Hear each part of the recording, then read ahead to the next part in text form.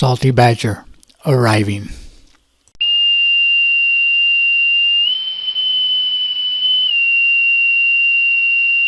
As with all card games, the cards get dealt. The Ace of Spades was a good showing at the Cycle Showcase where it was invited with Randy.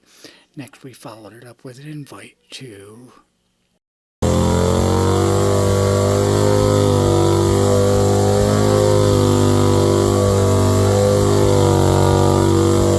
what? We got picked. We were informed by XAM Biker through a congratulation message that we were picked. We had just the platform for this build from COVID in Marketplace. We had picked this up. It's a lead sled roller. This is going to be the platform that we based it off from. We will use the front end, the frame, and the wheels. This took off from $1,500 from our $10,000 budget. Next, we placed in an Evo Sportster into the chassis with 99 days left. That was the plan. And with a gas tank we picked off from eBay, we sat there and did some modifications, fit it to where we wanted it to fit, where the bars to move. Then we had to cut it and notch it, opening up the gas tank. Next, we picked up a fender from DNA Specialty, recommended by Gotti's Garage, as it was the Cholo low-looking rear fender. With a low look on it, not quite the look we were looking for. We had to fill in a gap in the back for the soft tail, being that we didn't need that. We stretched it and made it a bit longer to get the look we wanted. With the fender stretched and test fitted, and we quickly noticed that the Evo Sportster motor didn't fit, so it was on to an iron head that fit the backbone after a slight notch to get it to fit the valve cover. And it was off to TC Bros for an exhaust kit that we could do as a iron head exhaust. We quickly started fabricating the exhaust to get things fit. Next, with a lowness, we decided to fabricate a Honda center kickstand, which with some luck from Sterling and some click pictures, we made it work. Not a fan of license plates or anywhere to put them, we came up with the Hide a Plate. That gave us 29 days left of the build. The tank was off, getting some lipstick on the pig, getting everything smoothed out. The frame was getting finished welded, getting ready to go off for powder coating. Now remember that ugly fender from earlier?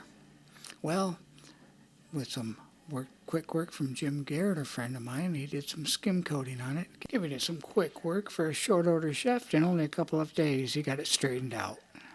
Twisted Choppers got us a nice seat that with some quick work, we got it off and ready to go for upholstery work. 17 days left, 2 hours and 23 minutes left of the build. We've got a transmission inside the iron head, got the tranny all fitted in there, nice eBay buys for a quick fit. Now we're working on some exhaust that we got earlier from TC Bros, got it wrapped, and we're picking some powder coating colors. First selection of powder coating colors didn't come out very good. It came out a little pink. It was a rose gold. 17 days, 2 hours and 23 minutes. What? And we got some forward controls from eBay that just didn't work out. So what do? We robbed them from the War Machine.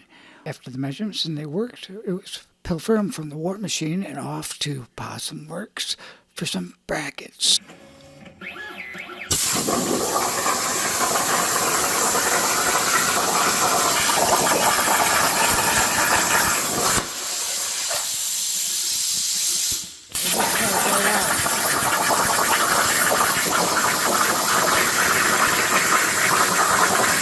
With final test fit complete and that ugly fender, everything was off to Sinister Paint to get some color. We chosen Pearl from Revolt Paint, where they donated the paint for this project. There's that ugly fender from earlier. Chad has done a wonderful job of laying down a base color before it goes off for artwork. He collaborated with Wendy Dalton from Slick Surfaces. Now it was time to pick a powder coat color that matched the gray of the fender. We picked smoke gray. Now with the frame and all the miscellaneous parts off to encrypted coatings, while we wait, we'll continue the assembly of the iron head motor. Papa's upholstery made quick work of the seat and got it back for the project.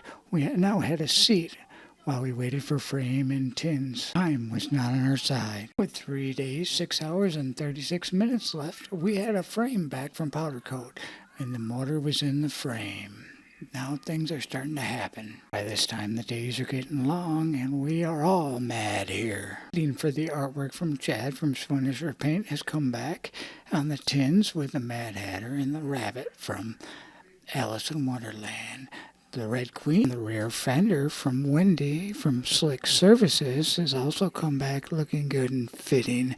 Everything's underneath a nice shiny coat of gloss paint applied by Chad Kidder of Sinister Paint. Now we have the tank, everything coming back for final assembly. Very nice surface paint. We got the Johnny Depp version of the Mad Hatter with We Are All Mad here on the right side of the tank. And on the left side of the tank, which becomes very fitting later, is the rabbit with I'm late. And we are back ready and for final assembly. Now to fit everything in the tight frame without scratching it from Lead Sled Customs. Nice gold accent on the gray powder coating. Then from Joker Cycle Works, Jeremy was nice enough to send us a remote oil filter housing. Now with 1 day, 23 hours and 42 minutes left, it is some time for some spaghetti dinner as we wire this mess. We've chosen to go with some Ron Finch taillights. Now with 40 minutes left, it's when we realized that we weren't going to make our 6 p.m. deadline to get everything loaded and head to the smokeout rally in Salisbury, North Carolina in time. We pushed through and made it through and had it loaded as a roller at 2 a.m.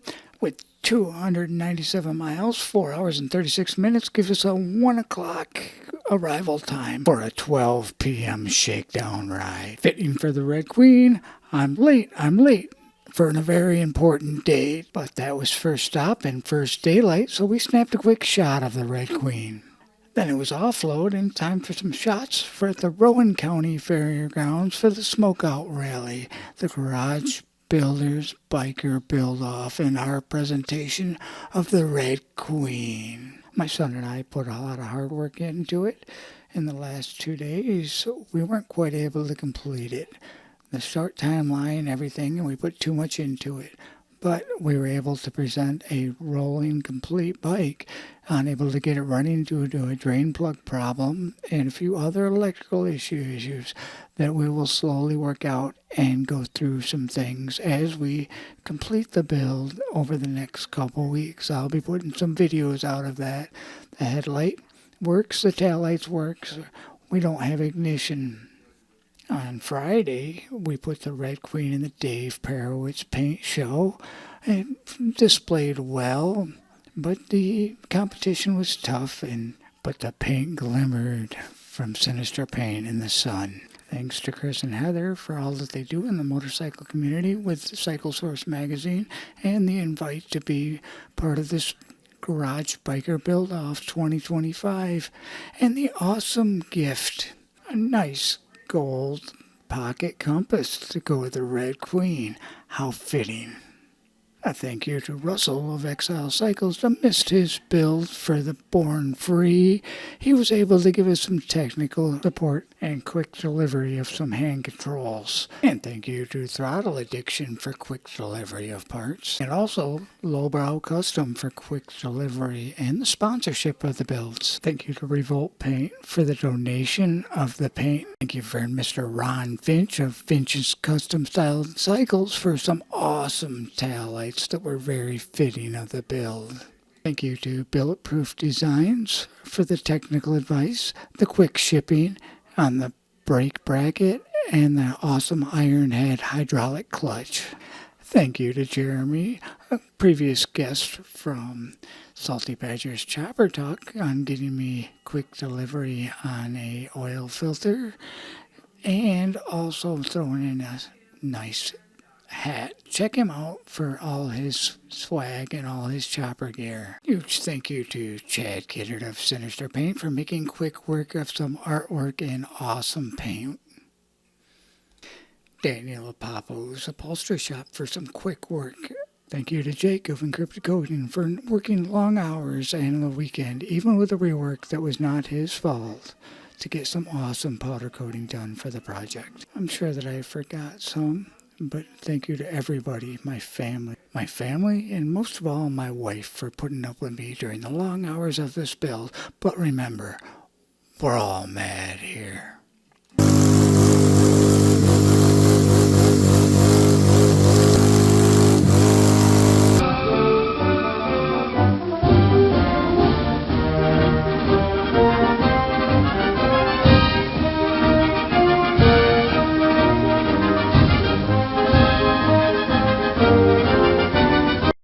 Thanks for sticking around and watching that video on the Red Queen, the Queen of Hearts, follow-up to the Ace of Spades. Stay tuned for an upcoming live as we do some repairs to it and maybe some Q&A. So follow along and we'll get some Salty Badger's Chopper Talk coming back. And remember, choppers a rule, but chopping ain't easy. Be safe while you're out there riding.